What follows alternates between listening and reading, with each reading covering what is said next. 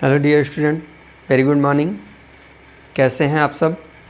आपकी क्लास जो पीछे पढ़ाई जा चुकी है उसमें कैकेयी के अनुताप में हम लोग पढ़ चुके हैं। यदि मैं उकसाई गई भरत से होऊं तो पति समान ही स्वयं पुत्र भी खोऊं, तो यहाँ तक की हमारी बात हो चुकी है। इसके आगे आज क्लास को कंटिन्यू किया जाता है। क्या कहता है कवि? यहाँ पर कह रहा है कवि, ठहरो मत रोको मुझे कहूँ सो सुन लो, पाओ यदि उसमें सार उसे सब चुन लो, करके पहाड़ सा पाप मौन रह जाऊं, राई भर भी अनुताप न करने पाऊं, थी सा नक्षत्र शशि निशा ओस टपकाती, रोती थी नीरो सभा हृदय थपकाती, उल्कासी रानी दिशा दीप्ति करती थी, सब में भय विस्मय और खेद भरती थी। तो यहाँ पर कैकेयी क्या कह रही है? कैकेयी कहती है कि ठहरो मत रोको मुझे कहूँ सो सुन लो। जब सभा के बीच में वो अपनी बात रखती है, तो जैसे होता नहीं कि सामान्यतः हम अपनी कोई बात रखते हैं तो सामने जो सभा बैठी होती है वो मना करती है कि चलो कोई बात नहीं, जो भी होना था हो गया। कुछ इसी तरीके की परिस्थितियां वहां पर थी। वही लिखा है कि ठहरो मत रोको मुझे कहूँ सो सुन लो। जब अपनी बात वो करती है, अपनी बात रखती है कैकेयी, तो सभा में बैठे सभी संभ्रांत जन कहते हैं कि चलो ठीक है, हो गया। तो उसी बात पर कैकेयी प्रत्यक्ष उसी बात पर कैकेयी जवाब देती है कि ठहरो मत रोको मुझे कहूँ सो सुन लो। मैं जो कहना चाहती हूँ मेरी उस बात को आप लोग सुन लीजिए, मुझे रोकिए मत। पाओ यदि उसमें सार उसे सब चुन लो। यदि आपको उसमें कुछ भी सार नजर आता है, यदि आपको मेरी कही गई बात में कोई निचोड़ नजर आता है, तो उसे आप प्राप्त करें, अन्यथा उसका क्या कर दें? त्याग कर दें, वर्जन कर दें। आगे लिखा है, करके पहाड़ सा पाप मौन रह जाऊं। अब कैकेयी को जो आत्मग्लानि हुई है उसी के परिप्रेक्ष्य में वो कहती है कि करके पहाड़ सा पाप मौन रह जाऊं, यानी इतना बड़ा पाप करने के बाद भी यदि मैं मौन रह जाऊं, चुपचाप रह जाऊं और राई भर भी अनुताप न करने पाऊं, यदि थोड़ा सा भी मुझे पश्चाताप करने का मौका नहीं मिलेगा, तो मेरे हृदय को शांति नहीं मिलेगी, अर्थात मेरा मन शांत नहीं हो पाएगा।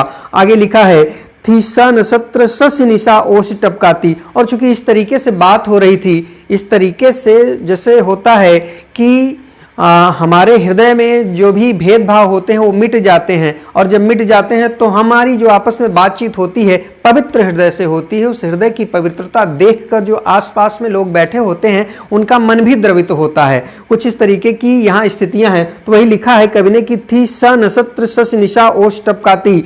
स नक्षत्र मतलब नक्षत्र से परिपूर्ण, अर्थात तारों से जड़ी हुई। लिखा है शशि निशा, चांदनी रात, तारों से जड़ी हुई चांदनी रात जो है ओस टपकाती, अर्थात ओस कणों के रूप में आंसुओं की क्या कर रही थी? वर्षा कर रही थी। टपकाती मतलब ओस कण टपक रहे थे, अर्थात ओस कणों के रूप में ही आंसुओं की क्या कर रही थी? वर्षा कर रही थी। और रोती थी नीरो सभा हृदय थपकाती, तथा वहां पर बैठी हुई, नीरो का मतलब होता है शांत, नीरो बिना रव के, जहां पर रव ना हो, ध्वनि ना हो, अर्थात शांत, मौन। तो वही लिखा हुआ है कि नीरो सभा हृदय थपकाती, और वहां पर बैठी हुई मौन सभा, अर्थात उस सभा में बैठे हुए चुपचाप खामोश लोग जो है वो अपने हृदय को थपकाते हुए क्या कर रहे थे? रुदन कर रहे थे, अर्थात उनकी आंखों से भी अश्रु कणों की वर्षा हो रही थी। आगे लिखा है, उल्का सी रानी दिशा दीप्ति करती थी। उल्का पिंड के समान अयोध्यापुरी में एक प्रकार से उत्पात मचाने वाली रानी, तहलका मचाने वाली रानी, धूम मचा देने वाली रानी। आज लिखा हुआ है वही कि उल्का सी रानी दिशा दीप्ति करती थी। आज जो है सभी अंधकारमय दिशाओं को क्या कर रही थी? प्रकाशित कर रही थी।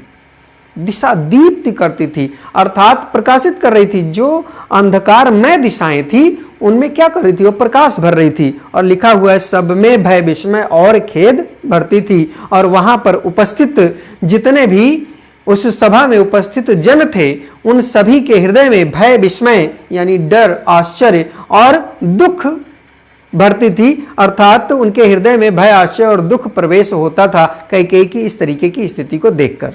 आपको पता है कि दूध की जरी हुई बिलरिया छाछ भी क्या करती है, फूक फूक कर पीती है। अर्थात कहने का आशय ये है कि लोगों के मन में कहीं ना कहीं इस प्रकार के विचार चल रहे थे कि इस तरीके की बातें रखकर कहीं कैकेयी किसी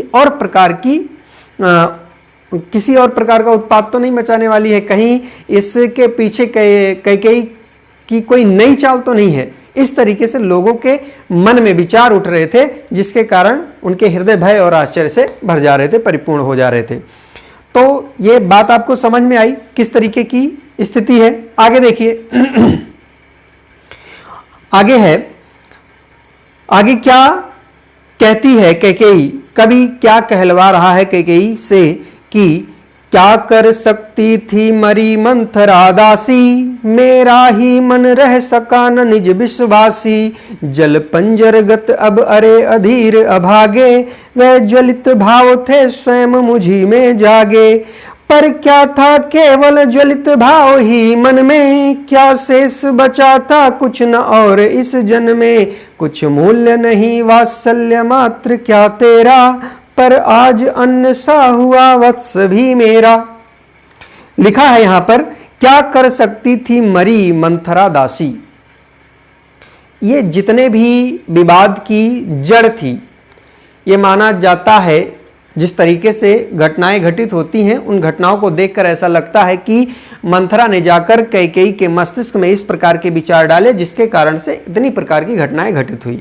तो वही उसी बात को यहाँ पर कैकेयी ने पूरी तरीके से पारदर्शी करना चाहा है लोगों के बीच में कि क्या कर सकती थी मरी मंथरा दासी। मरी का आशय यहाँ बेचारी से है, बेचारी मेरी दासी ही क्या कर सकती थी। अर्थात यदि मेरे मन ने कुछ गलत करने की न ठानी होती तो भला मेरी दासी उसमें क्या कर सकती थी। अर्थात उसके हाथ में कुछ नहीं था, जो कुछ किया मैंने स्वयं किया। इसका अर्थ यह है कि ये सारी की सारी गलती किसकी है, मेरी है। वही लिखा हुआ है कि क्या कर सकती थी मरी मंथरा दासी, मेरा ही मन रह सका न निज विश्वासी। जब मेरा मन खुद ही, मेरे मन के ऊपर मेरा स्वयं का विश्वास ही नहीं रहा, तो इसमें भला मेरी दासी का क्या दोष है। अर्थात मेरी दासी मंथरा का कोई दोष नहीं है, सारा का सारा दोष किसका है, मेरे स्वयं का है। लिखा है, जल पंजरगत अब अरे अधीर अभागे। जल पंजरगत का आशय यह है कि शरीर जो चल रहा है, यानी जल और पंजर को धारण किए हुए जो शरीर है और इस शरीर के भीतर में जो मन है, तो वही लिखा हुआ है। इसका आशय वही है कि मेरे शरीर के भीतर स्थित मन, तो वही लिखा है, जल पंजरगत अरे अधीर अभागे। अरे अधैर्यवान अभागे, मेरे शरीर के भीतर में स्थित मन, वे ज्वलित भाव थे स्वयं मुझी में जागे। वो ज्वलित भाव अर्थात आग लगाने वाले भाव, अर्थात चारों तरफ विध्वंस करने वाले भाव, ये स्वयं मुझी में जागे थे, मेरे मन के अंदर स्वयं ही उत्पन्न हुए थे। इसमें मेरी दासी मंथरा का कोई दोष नहीं है। भाई लिखा हुआ है कि वह ज्वलित भाव थे स्वयं मुझी में जागे, पर था केवल क्या ज्वलित भाव ही मन में। परंतु क्या वह केवल ज्वलित भाव ही मेरे मन में उस समय चल रहा था, पर था केवल क्या ज्वलित भाव ही मन में। अर्थात मेरे मन में सिर्फ आग लगाने वाले भाव ही थे, क्या और किसी प्रकार का भाव उस समय मेरे मन में नहीं था। वही लिखा हुआ है, पर था केवल क्या ज्वलित भाव ही मन में, परंतु क्या उस समय मेरे मन में अग्नि लगाने वाले भाव ही उत्पन्न थे। क्या शेष बचा था कुछ न और इस जन्म में, क्या इस शरीर में, इस व्यक्ति के, यानी कि इस जन का मतलब है वो स्वयं के लिए कहती है कि इसमें क्या उस समय और किसी प्रकार के कोई भाव नहीं थे, सिर्फ आग लगाने वाले भाव ही उत्पन्न हुए थे। वो इस बात को कहना चाहती है कि वो सिर्फ आग लगाने वाले भाव ही नहीं थे, बल्कि मेरे हृदय में कुछ प्रेम के भाव भी उत्पन्न हुए थे। वो आगे लिखा हुआ है कि कुछ मूल्य नहीं वात्सल्य मात्र क्या तेरा। वात्सल्य का मतलब होता है पुत्र के प्रति प्रेम। पुत्र के प्रति जो हृदय में प्रेम होता है उसे हम क्या कहते हैं, वात्सल्य कहते हैं। अर्थात माता पिता का अपने पुत्र के प्रति हृदय में जो प्रेम होता है, वो लिखा हुआ है यहाँ पर कि कुछ मूल्य नहीं वात्सल्य मात्र क्या तेरा। अर्थात वो खुद से, ये सारे प्रश्न वो खुद से कर रही है। उस मतलब अपने मन में, उसके मन में इस तरीके के विचार चल रहे हैं, तो ये सारे प्रश्न वो अपने आप से कर रही है। वो लिखा हुआ है कुछ मूल्य नहीं वात्सल्य मात्र क्या तेरा। तो पुत्र के प्रति जो तुम्हारे हृदय में प्रेम था, क्या उसका कोई मूल्य नहीं है। कोई मूल्य नहीं है। अर्थात सिर्फ तुम्हारे मन में क्या ज्वलित आग लगाने वाले भाव, ज्वलित भाव ही जागृत हुए थे पुत्र के प्रति, जो उस समय तुम्हारे मन में अर्थात मेरे मन में, वो चूंकि जो बात होती है हम अपने मन में कर रहे हैं, अपने लिए ही कर रहे हैं, तो इसी प्रकार की बातें, कुछ मूल्य नहीं वात्सल्य मात्र का तेरा। मन कहता है कि क्या उस समय तेरे हृदय में जो पुत्र के प्रति प्रेम था उसका कोई मूल्य नहीं है, पर आज अन्य सा हुआ वत्स भी मेरा। जिस पुत्र के लिए मेरे हृदय में इतना प्रेम था, जिस पुत्र के लिए इतना प्रेम था, जिसके कारण इतनी सारी घटनाएं घटित हुई, पर आज अन्य सा हुआ वत्स भी मेरा, परंतु वही मेरा पुत्र आज अन्य सा अर्थात पराया सा, परंतु वही मेरा पुत्र आज पराया सा होकर मेरे सामने परिलक्षित होता है, मेरे सामने दिखाई पड़ता है। कहने का आशय यह है कि वो मेरे सामने होकर भी मेरे सामने नहीं होता, अर्थात उसके हृदय में मेरे लिए जो प्रेम था वो ऐसा लगता है कि जैसे नष्ट सा हो गया है, या ऐसा लगता है कि कहीं ना कहीं भरत के हृदय में खुद के लिए क्षोभ पैदा हो गया है, जिसके कारण मैं बहुत ज्यादा दुखी हूं, बहुत ज्यादा व्यथित हूं। तो वही लिखा हुआ है, कुछ मूल्य नहीं वात्सल्य मात्र क्या तेरा, पर आज वन अन्य सा हुआ वत्स भी मेरा। उस समय मेरे पुत्र के मन में जो मेरे पुत्र के प्रति मेरे मन में जो प्रेम था, क्या वास्तव में वह किसी को दिखाई नहीं पड़ा, लेकिन जिस पुत्र के लिए मेरे मन में इतना प्रेम था, जिसके लिए मैंने इतने सारे कार्य किए, वही मेरा पुत्र आज पराया सा हुआ दिखाई पड़ता है। तो यहां तक की बात क्लियर है। तो ये चीज़ें इसी तरीके से इसी क्रम में देखते हुए चलेंगे, आपको बेहतर तरीके से समझ में आती रहेंगी। और यदि ये क्लास पूरी तरीके से आपको समझ में आ रही है और अभी तक आपने मेरे चैनल को सब्सक्राइब नहीं किया, तो मेरे चैनल को सब्सक्राइब करें, ताकि इस तरीके की जो भी क्लासेज हैं वो आपको मिलती रहें। आज की क्लास में बस इतना ही, मिलते हैं अगली क्लास में इसी जो पंक्तियाँ बची हुई हैं इसको आगे सिखाने के लिए। तब तक आप सभी को बहुत बहुत प्यार, बहुत बहुत नमस्कार, जय हिंद।